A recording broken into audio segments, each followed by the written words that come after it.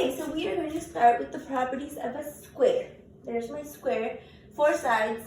The most obvious one that we should recognize is that all the sides are congruent, right? All sides congruent. Now, congruent means equal, right? So we could indicate that with markings. We could just mark little matching markings all around, or we could have had numbers. We could have said, okay, if this side is 5, then this must also be 5, this must also be 5, and 5. And I'm sorry if it doesn't look exactly equal. Close enough. So there it is. These are all in 5 whatevers, inches. Kind of look like inches. So yeah, all sides congruent. Opposite sides are parallel. Opposite sides parallel. I'm gonna use my remember that? 911. That's my symbol for parallel. Okay, so I'll make a little side note. Not my symbol, it's like the symbol, right?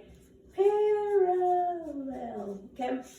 All right, what does parallel mean? It means that 2 lines going in the same direction and the same angle. They right now, if you were to extend them, the opposite sides here, we use a little arrow to just kind of indicate that if they were, that they are parallel. That's the symbol for parallel on a picture. But if you can kind of visualize, if you were to extend those lines forever and ever, both ways, if they're parallel, they would never ever touch. So opposite, these are opposite from each other, they're parallel, and then we can have this marking over here to indicate that other pair of opposite sides is also parallel, and those would also never touch. So there's that, and we don't use numbers for that, just like that.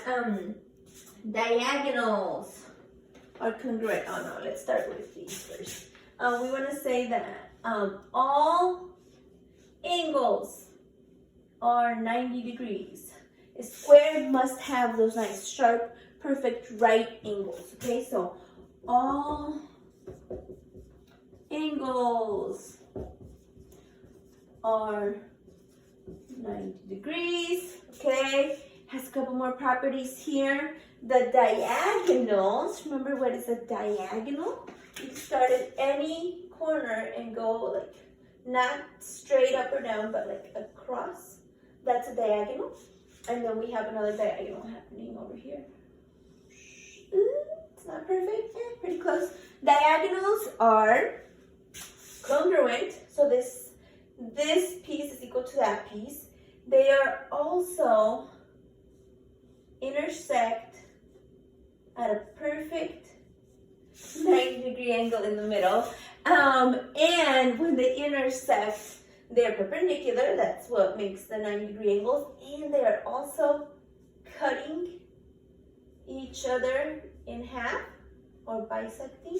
So the diagonals are perpendicular bisectors of each other. That means that they form those 90-degree angles, all 4 of them, and they also create these little congruent segments, okay? So all that happening right now, we're gonna say diagonals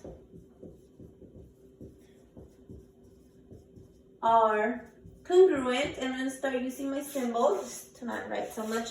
That means congruent. You remember this, right? Congruent.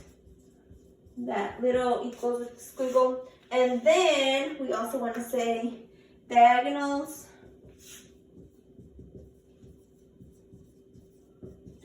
are perpendicular bisectors of each other. Okay, so another symbol. You gotta get comfortable with those symbols. What is this little upside down T? You remember this? Perpendicular. Okay, perpendicular. So you gotta get comfortable with all of our math symbols that we want you to learn and recognize. But okay, here it is. Square, all sides are congruent. Boom, boom, boom. opposite sides are parallel, okay? Never touch, never touch. All angles are 90 degrees. Nice, sharp, right angle corners. Diagonals are congruent. This diagonal is equal to that diagonal, the whole thing. But then, when they touch and intersect, they also create equal little parts because they are perpendicular bisectors. So perpendicular makes that 90-degree angle, and bisector cuts it in half. So you have all this going on. Beautiful thing. Beautiful thing. Okay, so there are the properties of squares. We will do examples where you get to see how you can find missing information if you understand those properties.